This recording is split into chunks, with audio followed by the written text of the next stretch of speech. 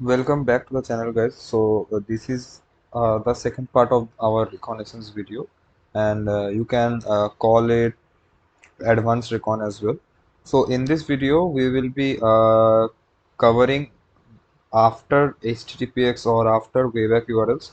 So in the previous video, we have learned how to find subdomains and how to check if the subdomains are live, and also find the all the files which are present in the subdomain or subdomains or even in the main domain. So using subfinder, HTTPX, wayback URLs or Go, this type of tools. So basically, when we have a list of files with us, which we got using the uh, GAU tool or Wayback URL tool, we can use tools like GF or Param Spider. So it helps you to mine parameters from the subdomain or the URLs which you provide to it. So basically, it has multiple templates including XSS or SSRF or RC and multiple. So you have to scan your list of URLs using GF and provide the parameter or useful option which you want to use for searching. For example, suppose you want to find the parameters which are vulnerable to possible parameters which are vulnerable to IDOR or parameters which are vulnerable to SQLI. It will provide you a list of it will be searching the parameters which can be vulnerable to SQLI use from the list of URLs. So GF is pretty simple to use, and it consists of a number of templates including SQLI, XSS, SSTI, SSRF, RC, IDOR, and many more. So I prefer these over Param Spider. Param Spider is also a great tool, no doubt in it, but for for me, this one is better. So after that, you can use Nuclei as well. So I don't think Nucleo needs an introduction to anyone in the security researcher field. Everyone or every YouTube channel covers this tool. So this tool is a great template scanner. This has templates which scans the target according to it. So you can provide your own templates as well. I will not go deep in Nuclei because there are multiple videos explaining what Nuclei is. I will rather provide you one of the best collection of templates. You can use it, and it's a bit big, around 5 MB, but it consists of all the major vulnerabilities, including Log4j and also Android application vulnerabilities through which you can through which you can or on which you can scan the target.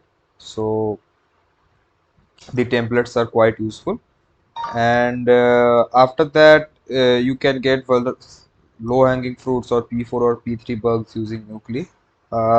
You can report them. So this is a one-liner bug bounty repository in GitHub. You can use this, or you can read about this and you can try them one by one.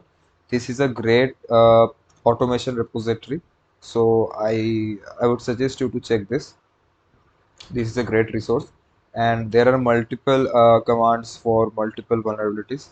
uh, I would, if you ask me, I would say that it would be better if you focus on manual hunting more. But yeah, if while you are doing recon, you can just try using these commands one by one. And if any vulnerability is triggered using these one-liners or these automation techniques, you can directly report them. So basically, I don't think you will be finding a lot of vulnerabilities using these automations, but yeah, you might find some and you can report it. So you can do it. One last thing I want to add in this video is that the SSRF automation. So This is a Medium article, and you can see that the tools they use are pretty much same. This is GF tool, this is Gao tool, which I covered, or Wayback URLs, and FFUF is a fuzzer, and it comes pre-installed in Kali Linux, or if it is not installed, you can easily install it using a apt, apt-get or apt. So, and qsreplace is also a tool. Let me show you. So it helps to replace the parameters uh, or the values of the parameters. So this tool is also great for automation. So I would suggest you to read this Medium article and try finding this vulnerability on some vulnerable websites such as testphp .vulnweb.com. So this okay, so I misspelled vulnerable.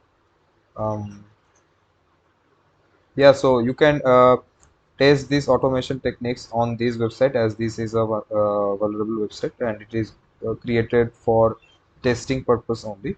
So at last, I would just say you to at last I would like to say that please focus on manual testing more.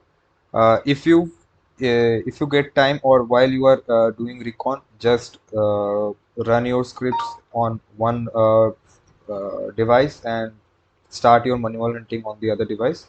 It would be a great help for you, because automation will not bring you vulnerabilities, and that is for sure. But if sometimes automation gives you some low-hanging fruits which you can report and get some bounty as well. So that's pretty much it for this video. If you want more videos on automation, you can comment down, and we will try making some other automation videos. So that's pretty much it for this video. I hope I see you in the next video. Bye bye.